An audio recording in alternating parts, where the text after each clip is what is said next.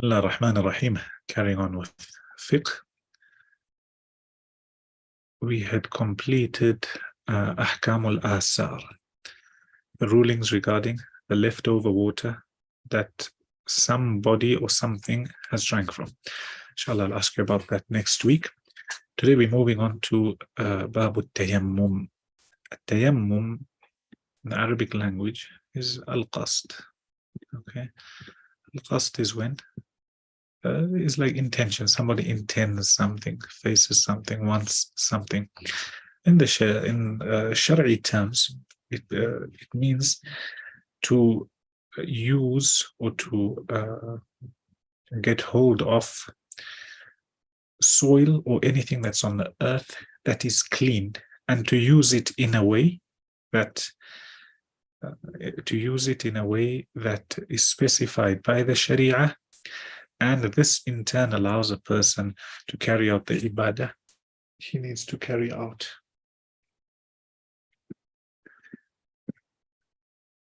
Then they tell you who is allowed to make tayammum. So what you can understand is, or what you should understand is, firstly, you've got wudu, and we spoke about wudu. And then there's ghusl, and we spoke about ghusl. And all that is with water. That's why we took the different types of water. What happens if somebody doesn't have water? What do? So this is in tayammum. Is anybody who doesn't have water, can they make tayammum or not? So they tell you, after defining what's tayammum, they tell you that there's only certain people who can make tayammum, and they list them out. Thereafter, they tell you how to make tayammum. Thereafter, they tell you what you can use to make tayammum. The first is they tell you that anybody who doesn't have water or is far away from water, and they say 1 meal, mim, ya, and lam. Meal, according to some, is when you're looking how far the eye can see.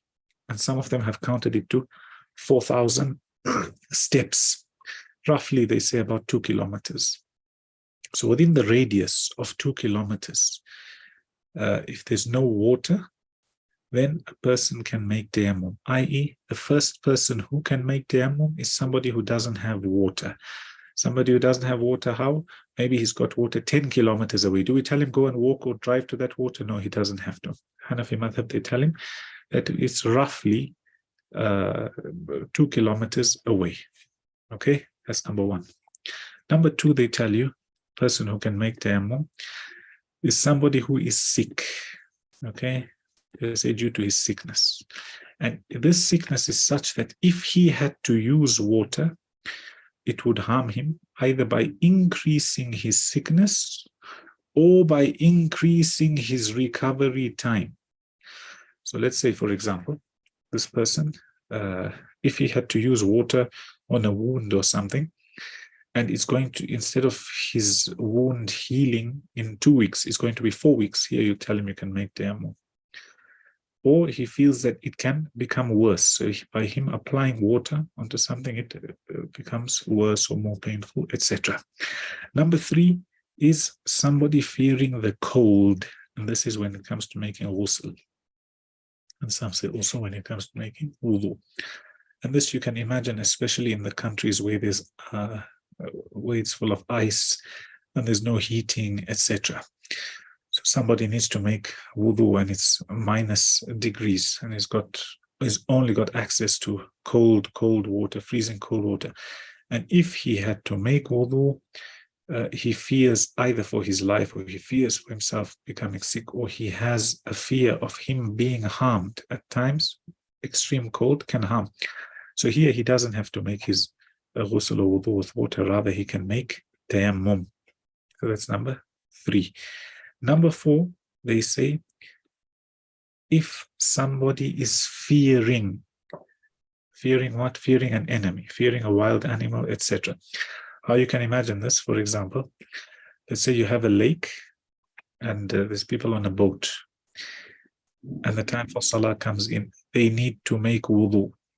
If they make wudu in this lake, and there's crocodiles, for example, a person may be eaten, person may be taken, person may be harmed. So in this case, due to him fearing this wild animal, or at times fearing an enemy. Let's say you're going into somebody else's territory, etc.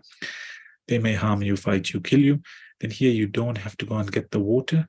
You can make wudu even if that water is right in front of you. Even as I mentioned, if you're on the boat and you're worried about that animal.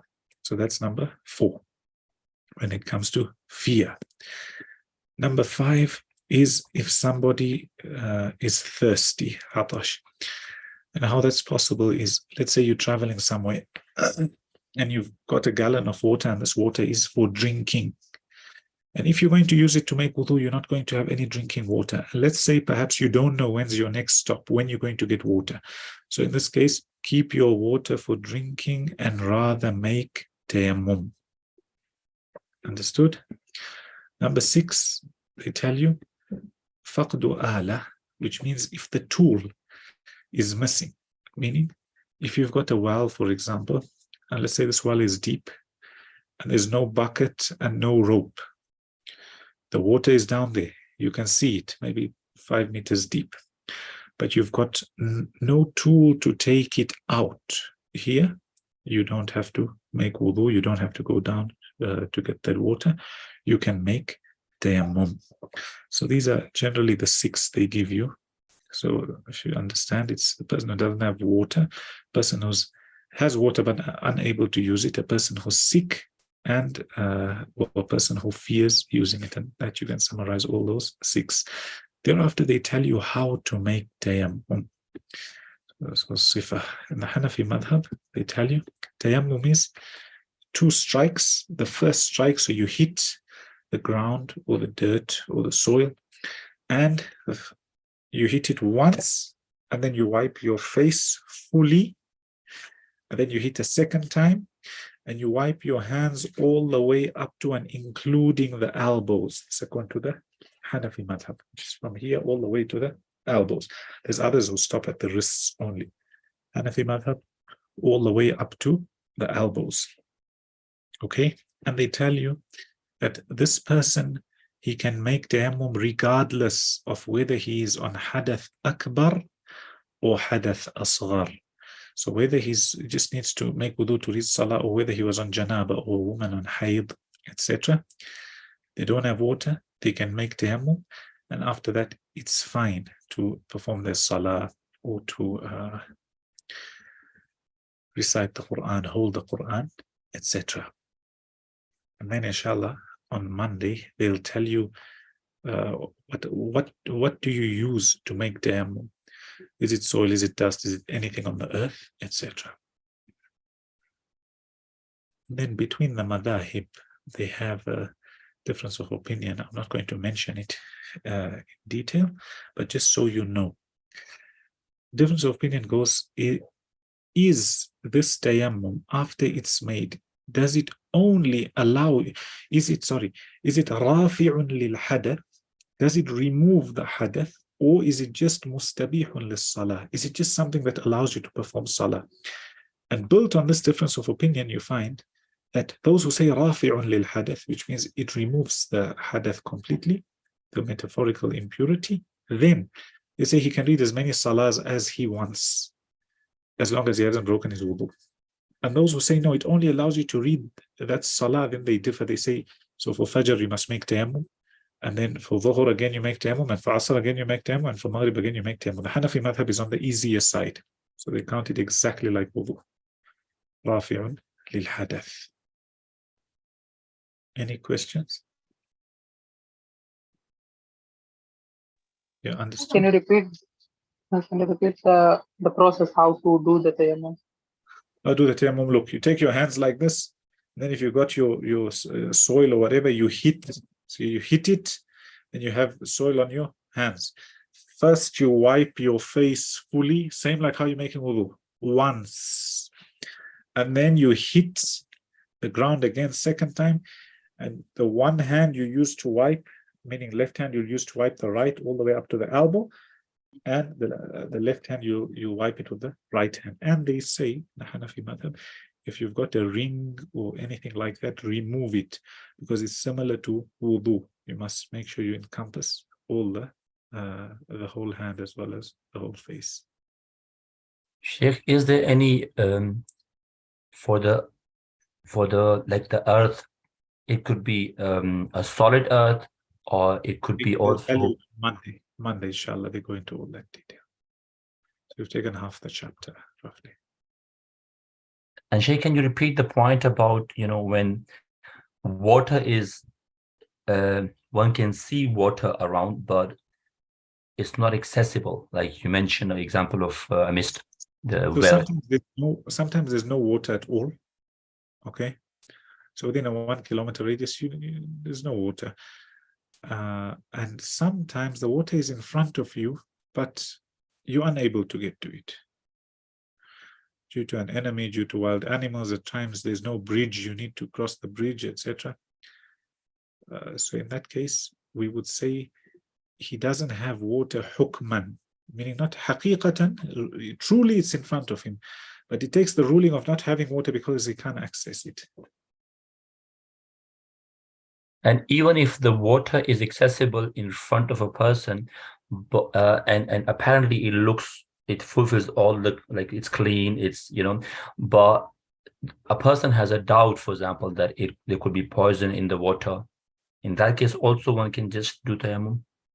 It depends what type of doubt he has. If he's just a person of waswas, or is a person who definitely knows, for example, that, hold on a second, I'll tell you, I give an example.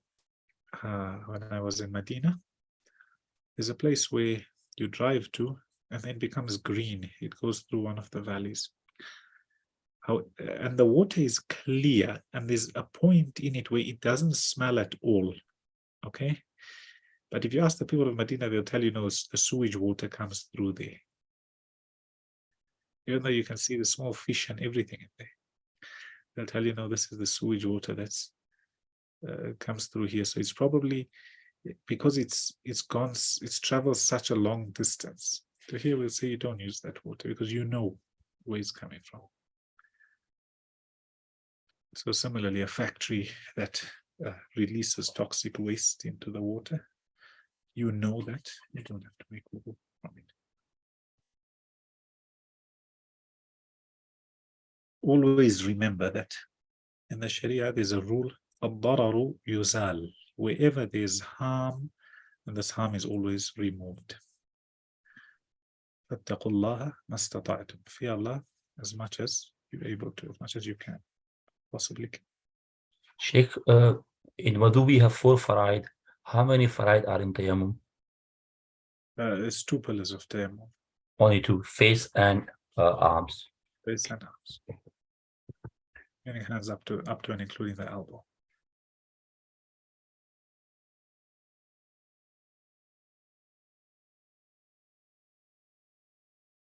Anyone else?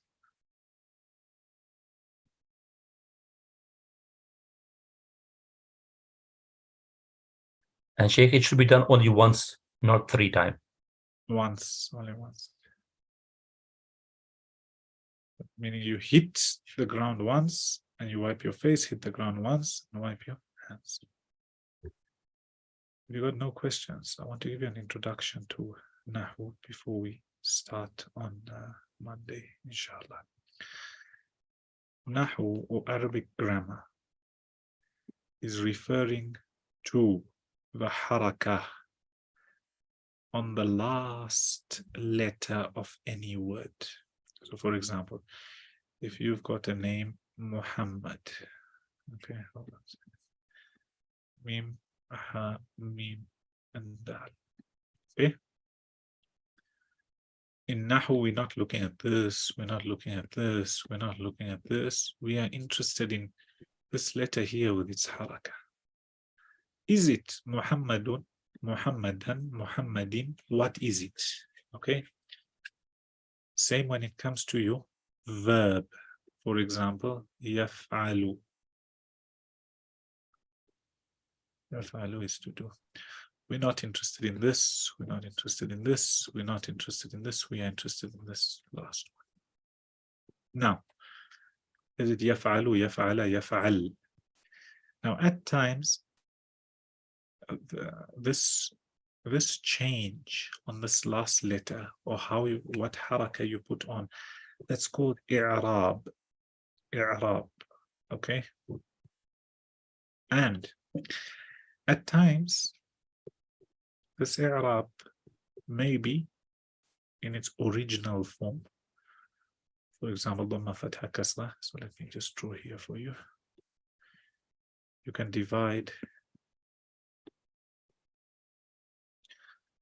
your harakat asliya, original harakat, vowels. You've got dhamma, you've got fatha, kasra, and you've got sukun. Okay? U, a, e, and a.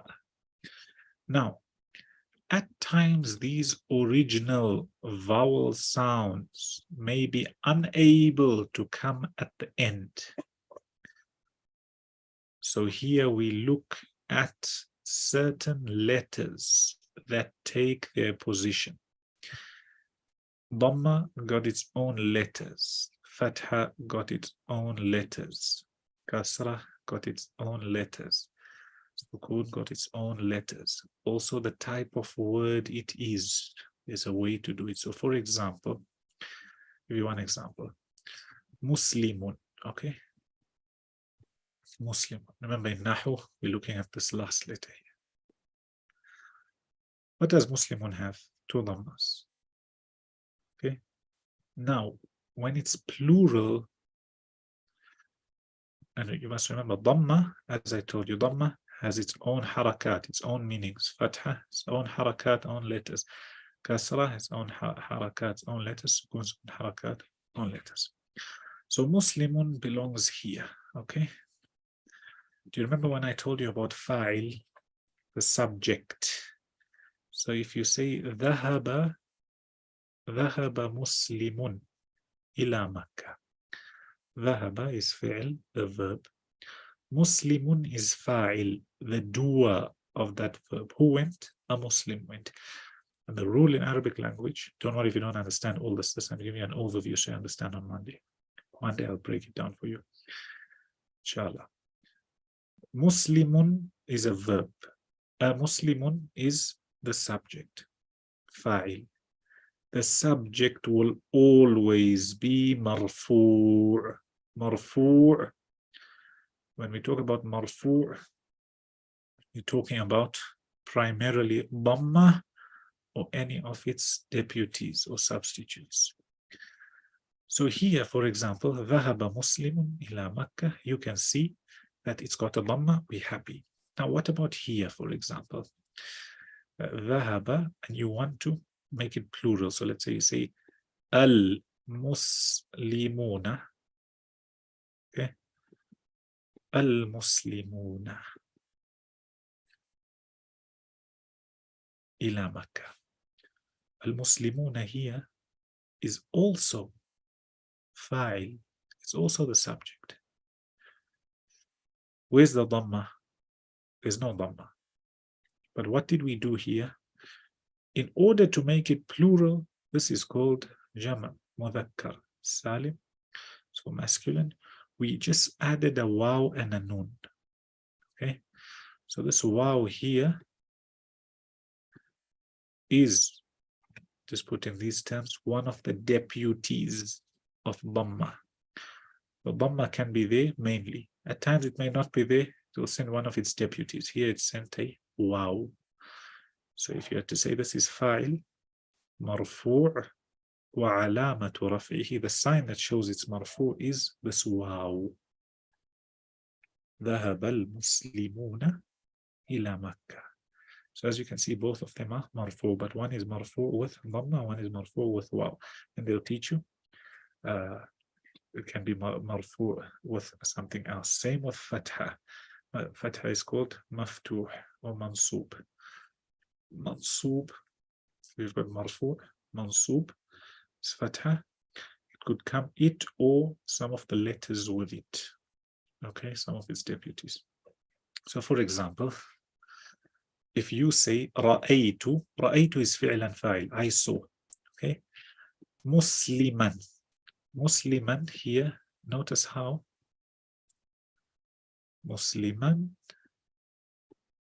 is the object now. مفعول به. Who saw? If you had to say رأى محمد مسلما. رأى محمد means Muhammad saw. Who's the doer? Who's the one seeing Muhammad? What did he see? Where did his eyesight fall? On a Muslim. So that's called مفعول به. And this مفعول will always be mansub. Always have a fatha. So رأى محمد مسلما. Okay. However, if he had to see plural, so let's say al-muslimina.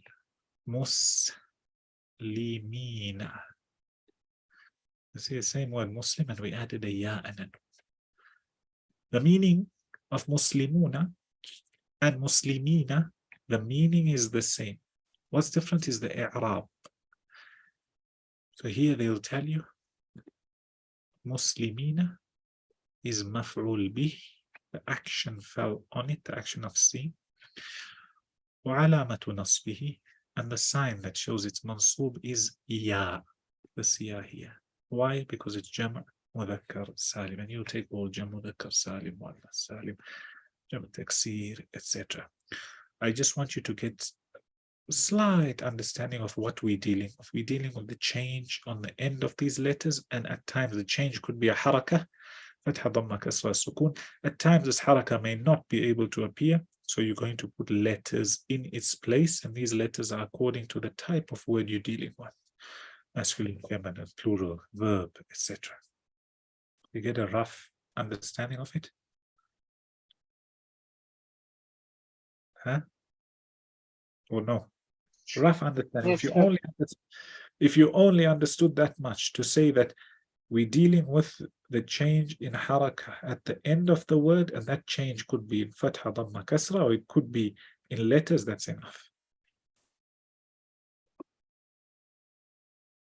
That's enough.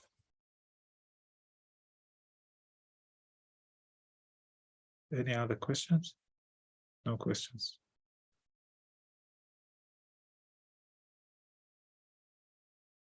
Inshallah, we'll keep the reading class at 9 o'clock, not 9:15, 9 o'clock. Inshallah.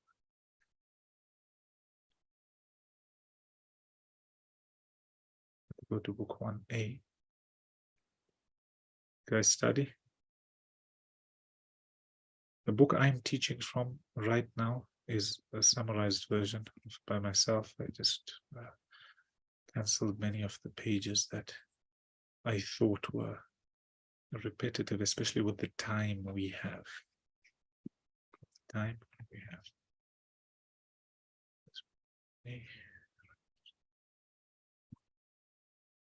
Omar, learn the answer.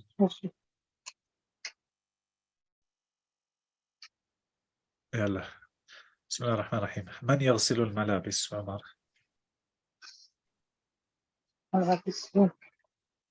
Huh? I forgot to study. I studied the next part. In my Saeed. book, there are 2 parts. Saeed. No. من يغسل الملابس? I told you I was going to ask you on this. MashaAllah, you're a good student, clever student, but you're not studying. Saeed. Oh, Saeed is working. طيب. Saeeda, do you know the answer? من يغسل الملابس? It's from the passage we read before, saying who washes the clothes?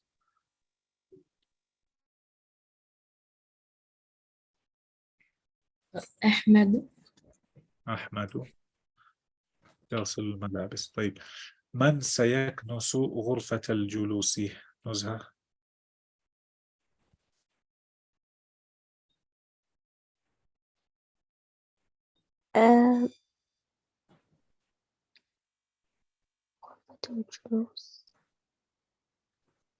الأم. No. طارق. طارق سيكنس غرفة الجلوس. من سيقرأ القرآن؟ إبراهيم.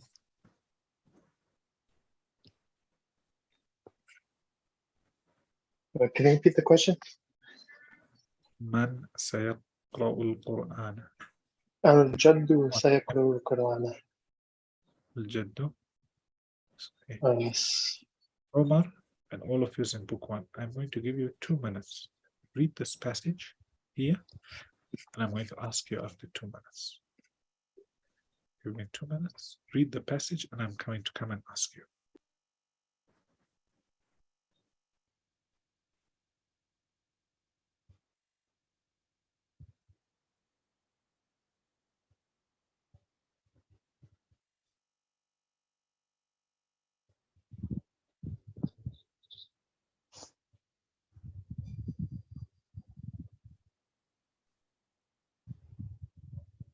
Right, did you read through?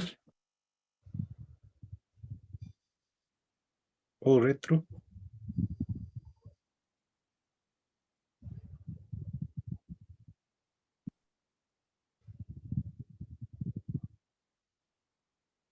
Guys read? You got the answer? يلا. من سيكنس غرفة النوم؟ عمر. فاطمة. فاطمة. Well done. من سيغسل الأطباق؟ إبراهيم.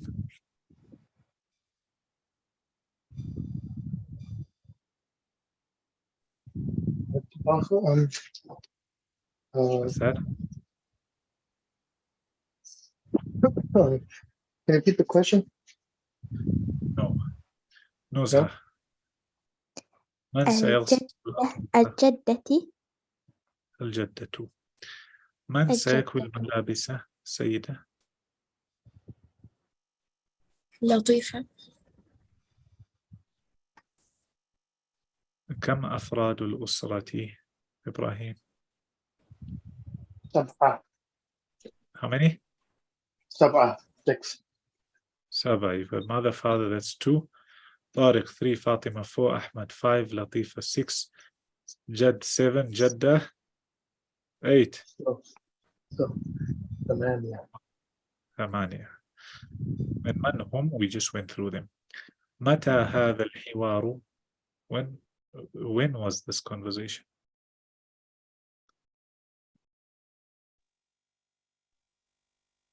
Should I answer? Answer. يوم العمل. عطلة الأسبوع يوم العطلة. So it's basically on the weekend, and then the father said, no, it's not a weekend, meaning it's not a holiday, it's a day of work, but he's referring to the weekend. If you guys don't learn the exercises, I'm no longer going to ask you any of these questions. These questions I won't ask, and you need to go through passages as well as the vocabulary. From what I can see, I know who studies, I know who doesn't study, so please study, otherwise I'll stop. If you guys remember, when you joined, we were on book 1A of Alam Ghair and others. Then we finished book 1A, and then we went to book 1B, and we started you guys off on book 1A. If you don't study, I will stop with book 1A. We'll learn something else like hadith or anything else. And when there's new students who want to learn book 1A, we'll start again. But that will waste 2, 3, 4 months of your time, maybe even a year. So I would highly recommend that you learn and you study and you write and you make notes, and 5 minutes before the lesson, you just go through it. It's going to help you mostly. You don't want to regret later on to say that, you know what, I had an opportunity to learn. There's others who teach the same book. They'll charge you different amounts. They'll give you homework. They won't go through everything. They'll put everything on you to self-study. So here, whilst you got the opportunity, use the opportunity. Otherwise, there'll come a time where you may lose the opportunity. It's the last time I want to speak about this. Inshallah, I hope you guys study thoroughly. Right, Bismillah. Who's going to read? Ola, do you want to read or? Sheikh, we have done it. Huh? We have done it. What? This page last time. No, I didn't do it. So, I did it with you, Sheikh not? Alamgir, we did it, also revising it. Oh, okay. I didn't do it. MashaAllah. You must teach them, and if they don't know, you tell me, then I won't teach. If they know, I will teach. Yalla. Who wants to read? I'll read, Sheikh. Can I? Nuzha, you can read. Zahadi. Sayyida, you can read us. Faisal. Bismillah. متى تستيقظ يوم العطلة؟ Yawmal. Huh? There's a يوم fatha. العطلة. What time do you wake up on holiday? أستيقظ مبكرا. I wake up at مبكرا is Early. Early. early. I wake up early. ومتى تستيقظ أنت؟ Anta. And أنت. when do you wake up? أنت. أستيقظ متأخرا. I wake up late. ماذا تفعل في الصباح؟ And أشاهد التل. Oh, I'm Let her sorry. translate.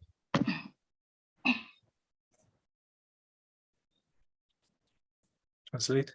ماذا تفعل في الصباح؟ and what do you do in the morning? أشاهد التلفاز. I watch the television.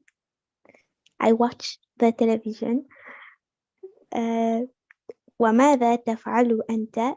And what do you do? أقرأ صحيفة أو كتابا. I read a newspaper and some books.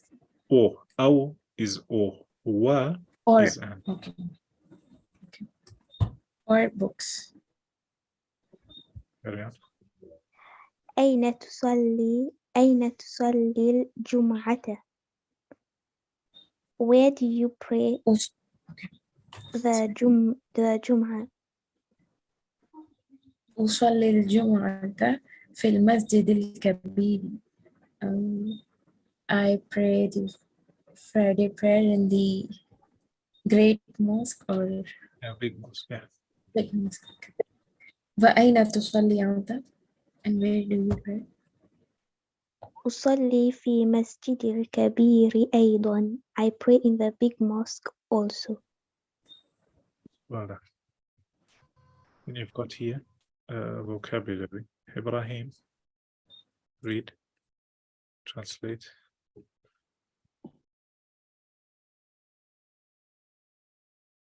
Yeah. Omar. Read. Translate. Kitabun, the book.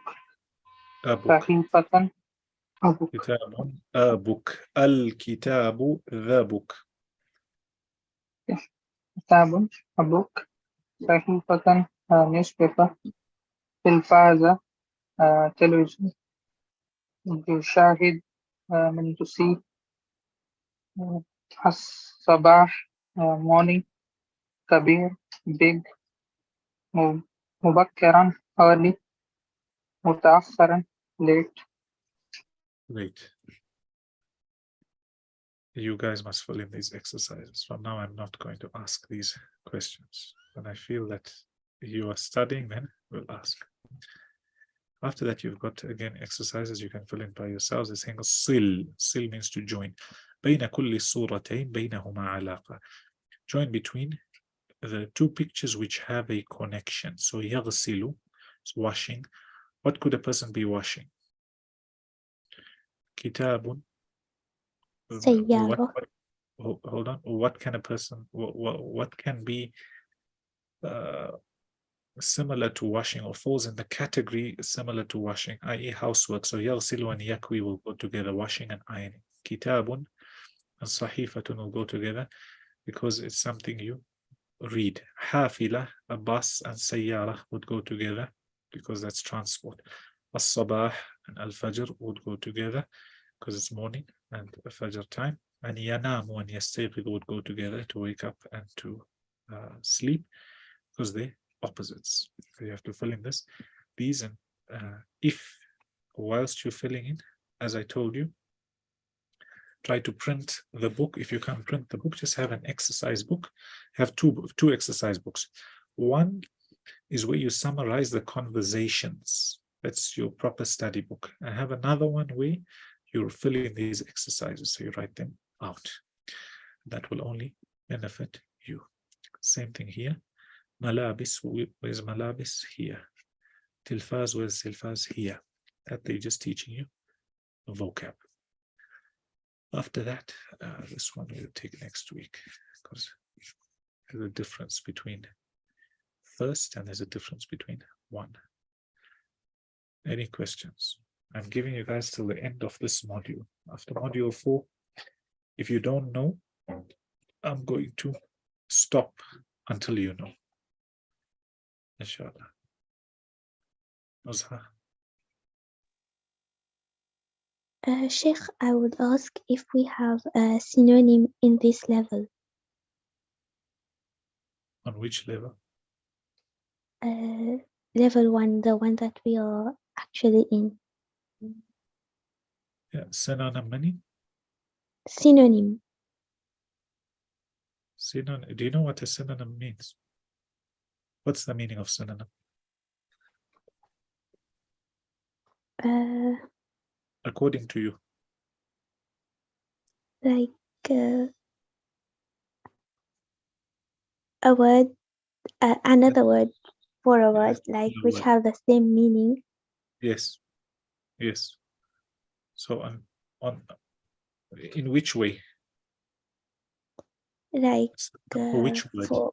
for example, for bait, we have manzilun. We can, instead of baytun, we can say manzil. Yes. So this is what I'm asking, if in this level we will actually study this. No, not necessarily. Here, you got to remember, this level is for somebody starting from the very beginning. So it doesn't make sense to give them, for example, 3 words which are synonyms, and their job is they don't even know one. Rather, if you're going to fill their brain with 3 words, they might as well all be different words, because at this point of a learner's journey, he's not in need of going in depth. He's in need of broadening how he learns. So instead of teaching him, for example, baytun and manzilun and etc., you are better off teaching him baytun is a house, sayyara is a car, qalamun is a pen. He's going to use all 3. As for baytun, manzilun, etc., it's not necessary for him to use the synonym. That's why they won't give you these synonyms right on this level. Okay. Understood? Yes, Jazakallah khair. Yeah.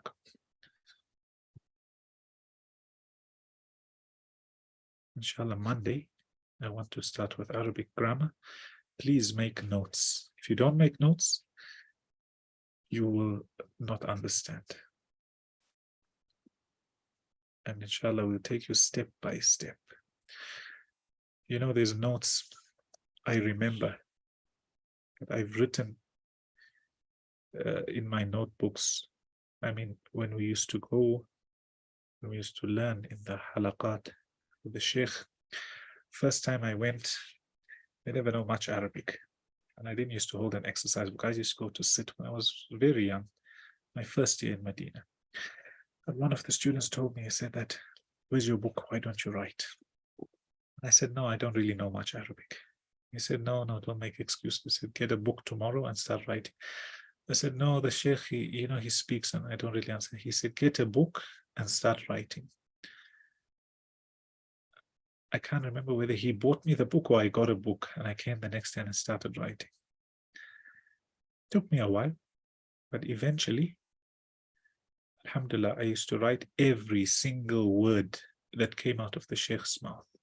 And I know my notes. I filled out notebooks, and I know there's something I wrote. I'll tell you even on which page, the right or the left, on the top or the bottom.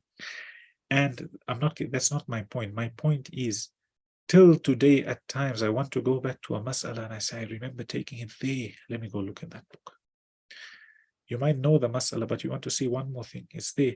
Whereas, if you just try to remember everything, you're going to forget. Also, another thing, when you write, when you listen, and you write, you're then able to go over what you took in the lesson, instead of going to watch the 1.5 hour recording where you could have summarized everything in 5 minutes. Why would you do that? Number 3, you want to teach later on.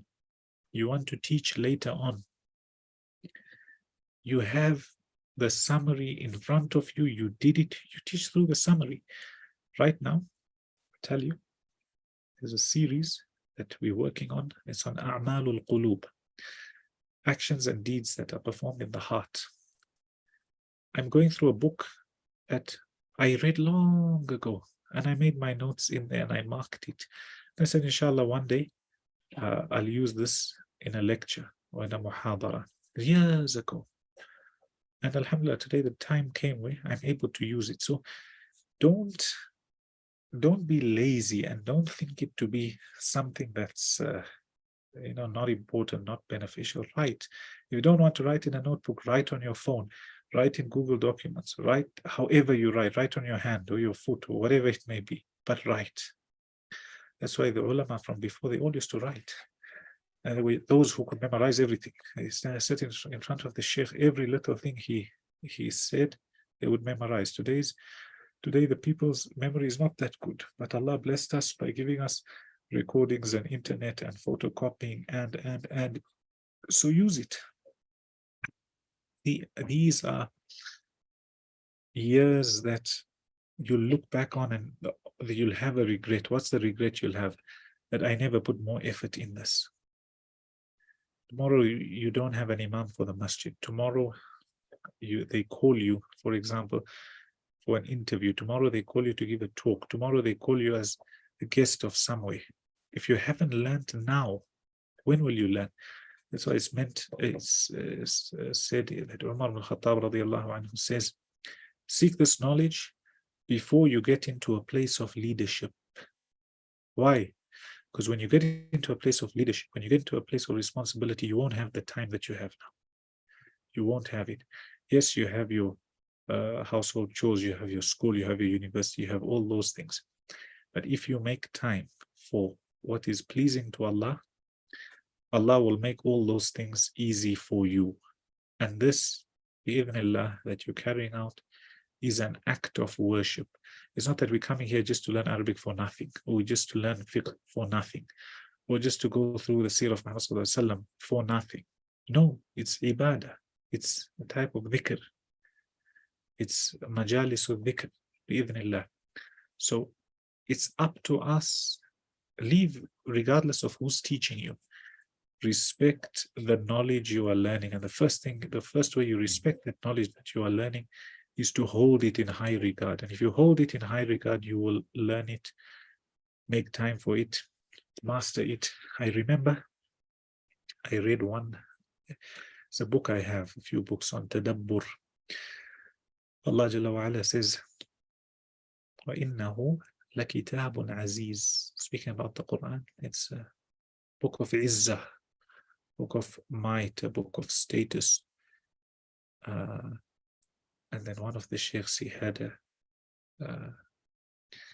what they call tadabbur, meaning he had a reflection on that verse, and he says, the fact that Allah described this book to be that, it's only befitting to a person, or it's only befitting for a person to give his best time to this book, not his worst time.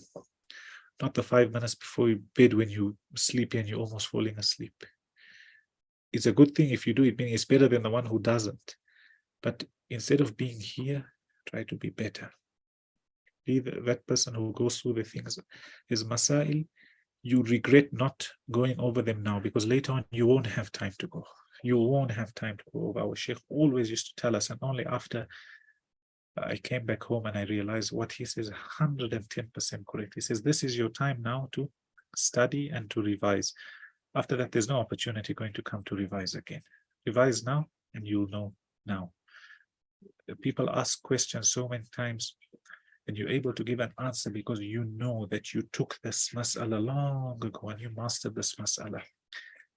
So please make the most of it and use your time wisely and study. It's not something that's just part-time. Let me move on to reading.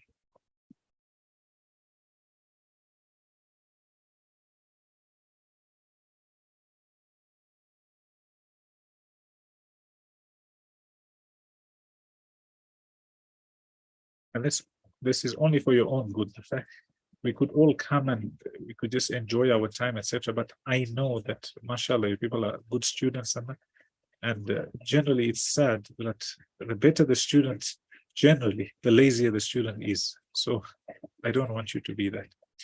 And this excellence should carry on throughout your whole life. The way you eat, the way you live, the way you speak, whatever. Strive to be the best. Right. Carrying on. Bismillah ar-Rahman ar-Rahim. His wives would gather in one house and he sallallahu alayhi wasallam would come and socialize with them. Anas radiallahu anhu reported that the Messenger sallallahu alayhi wasallam had 9 wives.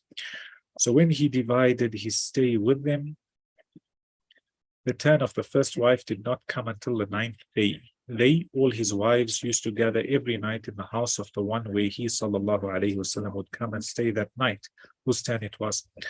An-Nawawi rahimahullah. For those of you who don't know, Imam al-Nawawi was a great alim, lived in roughly 600 something. He died very young. Allah put acceptance in his books. There's no good Muslim who doesn't know about Riyadh al-Salihin, written by al-Nawawi. Arba'un al-Nawawiyah, written by al-Nawawi. Also, he has the best explanation on Sahih Muslim, An-Nawawi. When it came to fiqh, he was a great imam in the Shafi'i madhab, An-Nawawi rahimahullah. That's why he has many books, the Shafi'i madhab in fiqh. And he wrote a book on adhkar and many other books, and he died young. And he had a lot of wara'. He was somebody who, if he thought anything was doubtful, he would stay far away from it. And he had a lot of ibadah. And when you read about these people, then you realize how far we are. He died roughly in his 30s, as far as I remember. 30s, maybe early 40s. I need to see that. But even though he died so young, he had all these books, and Allah granted him acceptance. Till today, every masjid you go to has Riyadh al-Salihin. So Nawawi rahimahullah said, the narration is evidence that it is preferable that the husband should go to each wife at her house. He sallallahu alayhi wasallam would visit them and listen to what they had to say despite his responsibilities.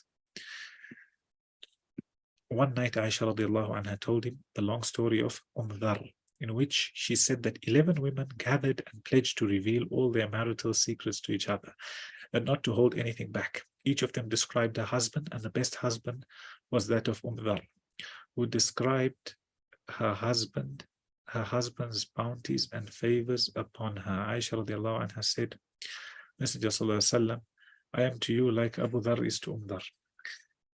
A husband must allocate time to sit with his wife and hear what she has to say and socialize with her. And notice how he's speaking about the husband, but also works with the wife the other way around also. Many wives complain that their husbands stay at work all day, and when they come back home, many of them sit and watch TV or remain busy with the internet for hours, while the wife simply sits there waiting for him to pay her some attention. After he's finished, he goes to bed tired, unwilling, and unable to talk, and sleeps like a dead man. Some of them might even fall asleep with the remote control in their hand. The result is that the poor wife feels neglected. And as I mentioned, in today's time, it works in both ways. Some businessmen sit amidst their paperwork even when they go back home, so it feels as if he has a second shift of work at home after completing his first shift at the office. Again, this happens while the poor wife is waiting desperately for his attention. Modern means of communication have facilitated for the husband to stay in touch with his wife all the time. He can send an SMS or call her to see how she is, and this would not take more than a minute, but it would mean a lot to the wife. Not only the wife, but anybody else who they've got a haqq upon you. Then phone them, message them. It doesn't cost anything. Have a list where you do it every month, your relatives, etc. As part of Silatul Rahim. That's how a good student of knowledge behaves.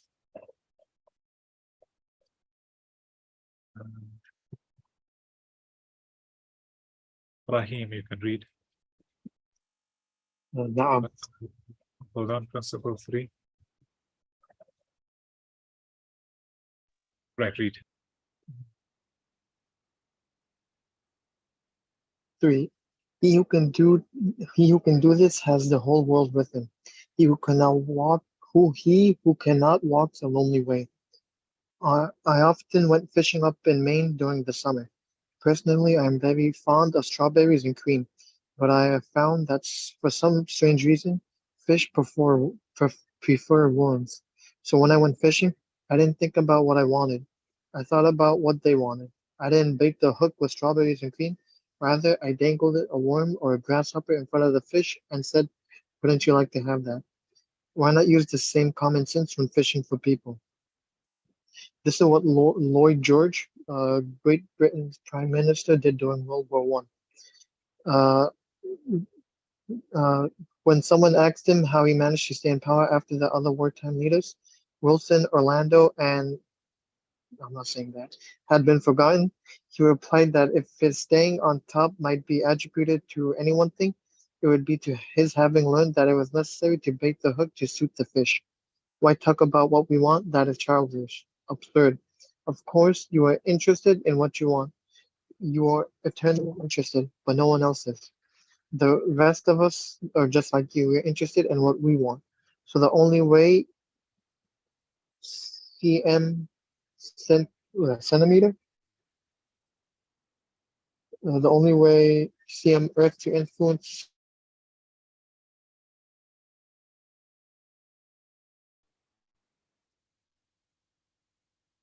remember that tomorrow when you are trying to get somebody to do something, if, for example, you don't want your children to smoke, don't preach at them and don't talk to them about what you want, but show them that cigarettes may keep them from making the basketball team or winning the 100-yard dash.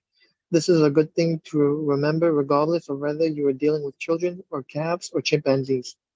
For example, one day Ralph Waldo Emerson and his son tried to get a calf into the barn, but they made the common mistake of thinking only what they wanted. And Emerson pushed and his son pulled, but the calf was only thinking about what they were doing. He was thinking he was thinking only of what he wanted, so he stiffened his legs and stubbornly refused to leave the pasture. The Irish housemaid saw their predicament. She couldn't write essays and books, but on the occasion, at least, she had more horse sense or calf sense that Emerson had. She had she had thought of what the calf wanted. She put a maternal finger on the calf's mouth and let the calf suck her finger as she gently led him into the barn. Every act, every act you have ever performed since the day you were born was performed because you wanted something. How about the time you wanted a large contribution to the Red Cross? To give a large contribution to the Red Cross. Yes, that is no exception to the rule. You gave the Red Cross the donation because you wanted to lend a helping hand. You wanted to do a beautiful, unselfish, divine act. In so much as ye have done it unto one of the less of these my brethren, ye have done it unto me. Unto me. If you hadn't wanted that feeling more than you wanted your money, you would not have made the contribution. Of course, you might have made the contribution because you were ashamed to refuse or because a customer had asked you to do it. But one thing is certain, you made the contribution because you wanted something. Harry A. Overstreet, in his illuminating book, Influence Human Behavior, said, action springs out of what we fundamentally desire. And the best piece of advice which we can be given to would-be crusaders which, whether in business, in the home, in the school, in politics, is first aroused in the other person an eager want. He who can do this has the whole world with him. He who cannot walks a lonely way. Andrew Carnegie, the poverty-stricken Scotch lad who wanted to work with at 2 cents an hour and finally gave away 365 million, learned learned early in his life that the only way to influence people is to talk to them in terms of what the other person wants. He attended school only for 4 years, yet he learned how to handle people. To illustrate, his sister-in-law was worried sick over her two boys. They were at Yale, and they were so busy with their own affairs that they neglected to write home and pay no attention whatever their mother's frantic letters. Then Carnegie offered to wager $100 that he could get an answer by return mail, without even asking for it. Someone called his bet, so he wrote his nephews a child letter mentioning mentioned casually in postscript that he was sending each one a $5 bill. He neglected, however, to enclose the money. Back came the replies by uh, by returning mail, thanking dear Uncle Andrew for this kind note of you can finish the sentence off. Another example of persuading comes from Stan Novak of Cleveland, Ohio, a, a participant in of course. Stan came home from work one evening to find his youngest son, Tim, kicking and screaming on the living room floor. He was to start kindergarten the next day and was protesting that he would not go. Stan's normal reaction would have been to banish the child to his room and tell him he just better make up his mind to go. He had no choice. But tonight, recognizing that this would not really help, Tim helped Tim start kindergarten in the best frame of mind. Stan sat down and thought, if I were Tim, why would I be excited about going to kindergarten? He and his wife made a list of all the fun things Tim would do, such as finger painting, singing songs, making new friends. Then they put them into action. We all started finger painting on the kitchen table with my wife, Little, my other son Bob, and myself all having fun. Soon Tim was peeping around the corner. Next he was begging to participate. Oh no, you have to go to kindergarten first, learn how to finger paint. With all the enthusiasm I could muster, I went through the list, talking in terms he could understand, telling him all the fun he would have in kindergarten. The next morning, I thought I was the first one up. I went downstairs and found Tim sitting sound asleep in the living room chair. What are you doing here? I asked. I'm waiting to go to kindergarten. Sitting, not sleeping. Uh, I'm waiting to go to kindergarten. I don't want to be late. The enthusiasm of our entire family had aroused in Tim in an eager way that no amount of discussion or threat could have possibly accomplished. Tomorrow you may want to persuade someone to do something. Before you speak, pause and ask yourself, how can I make this person what I how can I make this person what